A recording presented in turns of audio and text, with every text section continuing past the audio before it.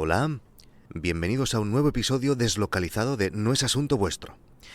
Estoy en Alemania. He venido a visitar a un buen amigo, del que creo que ya he hablado alguna vez en este podcast, que vive aquí, en Wolfratshausen concretamente, es un pueblo al sur de Múnich. Wolfratshausen significa el consejo de la casa de los lobos. En España los pueblos se llaman, por ejemplo, Utrera, ¿no? Y en Alemania, el consejo de la casa de los lobos. Vale. Y luego nos preguntamos por qué los tenemos a años luz de distancia, ¿no? Bueno, hoy hemos estado visitando un monasterio. ¿Y por qué un hombre ateo hasta la médula, como yo, haría casi 60 kilómetros en coche para visitar una abadía benedictina bavaresa? Bueno, os lo explico luego. Antes os quiero contar un incidente que sucedió ayer y que me ha hecho pensar un poquillo, y ahora aquí entraría una música diferente. Ayer fuimos a subir una montaña que también está cerca de un lago. Os podría ir diciendo los nombres de todos los sitios estos, pero son nombres alemanes y se nos alargaría el episodio más de lo necesario. A la cima se accedía con un teleférico y estuvimos pues caminando por la montaña en la cima, ¿no? Toda la mañana. Y en el momento de bajar tuvimos un pequeño percance. Los responsables del teleférico iban haciendo grupos de unas 20 personas para entrar en la cabina, para bajar la montaña. Y cuando nos tocó el turno a mi mujer y a mi hija y a mí, nos dimos cuenta que éramos los últimos de ese grupo y que no dejaban pasar a más gente, de manera que mi amigo y su familia se hubieran quedado fuera y tenían que bajar en la siguiente cabina de teleférico, que tardaba unos 6 o 7 minutos más. Así que cuando lo vimos, le dijimos al señor que coordinaba el tinglado que fueran tirando, que nosotros ya cogíamos el siguiente. No por nada, sino bueno, pues solo por bajar juntos, porque queríamos bajar juntos con ellos. Y el señor nos dijo que no, que teníamos que subir a ese, muy serio, muy alemán.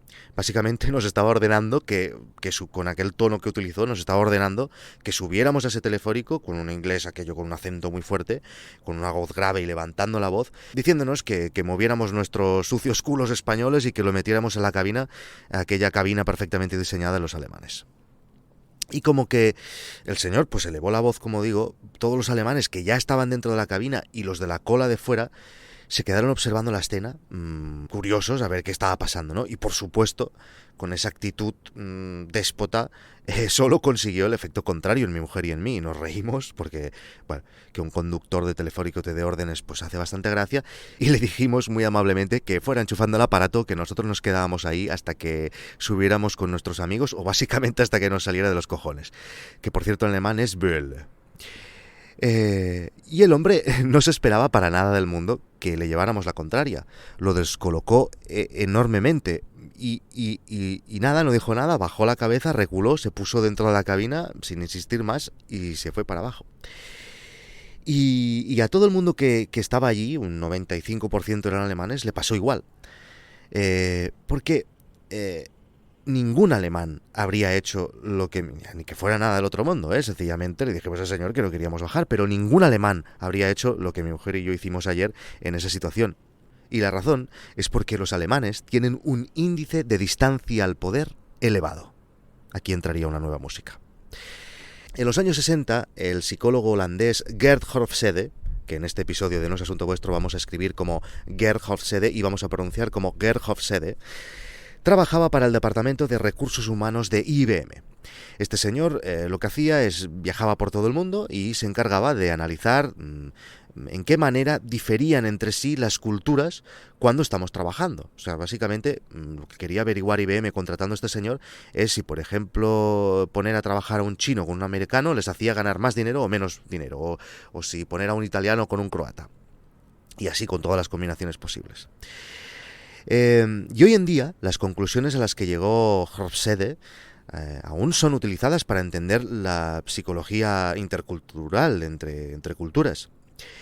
Y una de las principales conclusiones a las que llegó este señor la llamó el índice de distancia al poder, o sea, el valor y el respeto que se le da a la autoridad según de la cultura que seas. Países como Suecia, Dinamarca, tienen un índice de distancia al poder muy bajo, pero países como Colombia o como Brasil o muchos países asiáticos tienen un índice de distancia al poder altísimo. Un ejemplo que siempre se pone para entender este índice es el caso de las aerolíneas Korean Air, que a finales de los 80 y hasta 1998 tuvieron un montón de accidentes catastróficos. El índice de pérdidas de aviones de Korean Air durante ese periodo fue decían que casi el 20 más que cualquier otra línea o de la línea que iba por detrás. Y después de ser estudiada por activa y por pasiva, se llegó a la conclusión que la razón principal de ese elevado número de accidentes era el índice de distancia al poder. ¿Por qué? La tripulación y los copilotos de Korean Air tenían tanto respeto al capitán que cuando detectaban un problema lo decían, pero de manera muy sutil, por miedo a enfrentarse a la autoridad. Lo hacían utilizando lo que llaman el discurso mitigado. O sea, por ejemplo, si un copiloto veía fuego en el ala derecha, en vez de decir, capitán, la ha cagado y hay fuego en el ala derecha, pues decían algo así como, yo qué sé, capitán, ¿no tiene usted mucha calor en la parte derecha de su cara? Bueno, esto es una exageración, pero por ahí van los tiros, ¿eh? O sea, analizando las cajas negras de los aparatos accidentados de Korean Air, vieron que las causas era que la tripulación no había sabido transmitir con claridad suficiente situaciones de emergencia a los capitanes. Bien, por su herencia cultural, en Alemania tienen un índice bastante elevado, no es de los países más elevados del mundo, pero tienen un índice elevado de este respeto a la autoridad. Y si tenéis amigos alemanes o si habéis convivido con alemanes y habéis estado, yo que sé, en una fiesta o organizando alguna cosa, habréis visto que ellos respetan un montón a la persona que está haciendo de líder en ese momento, aunque sea una tontería, aunque sea poner una mesa. En cambio, yo qué sé, los italianos o nosotros no tenemos ningún problema en cuestionar cualquier decisión y liarla lo máximo posible, ¿no? Yo ya he explicado alguna vez en este podcast que he tenido muy pocos jefes en mi vida, básicamente porque, bueno, pues enseguida monté mi primera empresa. Pero en el último proyecto donde estuve, que también he hablado en este podcast, había un jefe, que no era mi jefe directo, pero como si dijéramos era el jefe del lugar, ¿no? El capo. Era una de las personas más ineptas que he conocido en toda mi vida. Y era un lugar donde se hacían muchas reuniones, símbolo inequívoco de incompetencia. Y ahí observé cómo les costaba a aquellos trabajadores a enfrentarse a este jefe, aunque el hombre no parara de decir una absurdidad detrás de otra.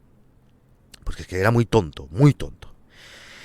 Sí que es verdad que en ese caso tal vez no era tan importante el índice de distancia al poder, sino el miedo de esos trabajadores a perder el trabajo, porque, bueno, pues no están las cosas para decirle a tu jefe que es un inútil, y evidentemente es mucho más sencillo seguirle la corriente y tener más probabilidades de seguir conservando el trabajo.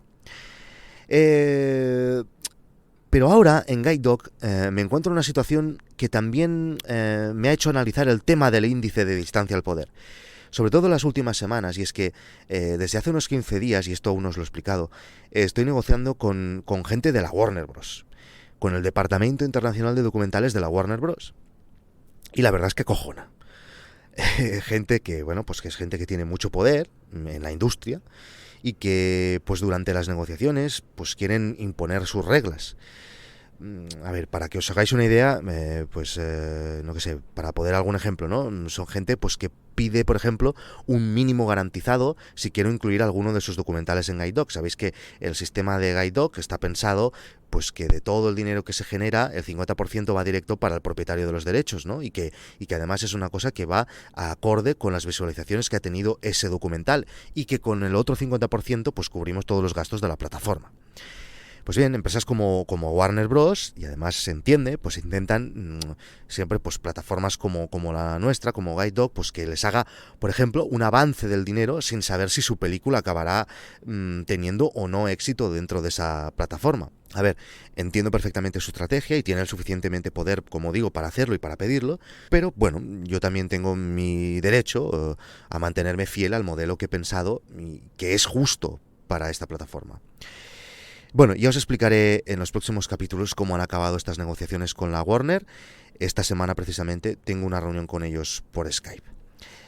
Bueno, y aquí acabaría la música y os explicaría por qué caray estoy en un monasterio. Seguro que muchos ya lo habéis adivinado.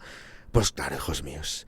En temas de religión, los alemanes también están más avanzados y ellos en los monasterios, aparte de hacer actividades completamente inútiles como rezar, lo compensan haciendo cerveza.